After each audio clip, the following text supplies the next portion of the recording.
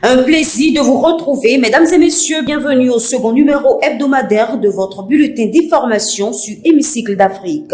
Nous démarrons par le Parlement malawite qui a adopté une motion autorisant le dépôt de projets de loi visant à amender la loi sur les services financiers. Présenté par le député Abdel Kanyembe, ce projet vise à réglementer les taux d'intérêt appliqués sur les prêts et à fixer une limite d'intérêt total payable sur le principal des prêts, car pour le député, les habitants du Malawi sont opprimés par des taux d'intérêt exorbitants sur les prêts garantis par les institutions financières.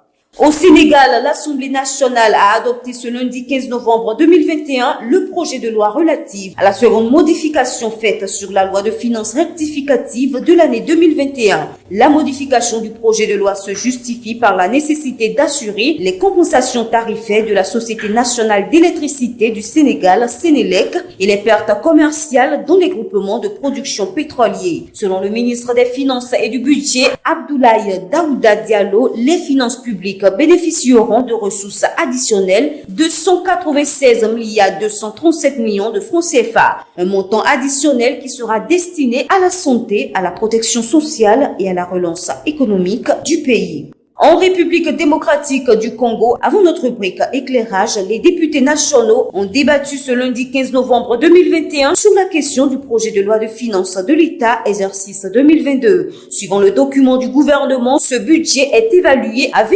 730,1 milliards de francs CFA congolais, soit environ 10 milliards de dollars américains, ce qui selon les députés va à l'encontre du programme du gouvernement axé essentiellement sur le social défendu en avril dernier au Parlement. Ces députés estiment que la présidence de la République, le Parlement et certains ministères du gouvernement ne devraient pas prendre la quasi-totalité du budget alors que le social, l'éducation et la défense sont privés des moyens nécessaires.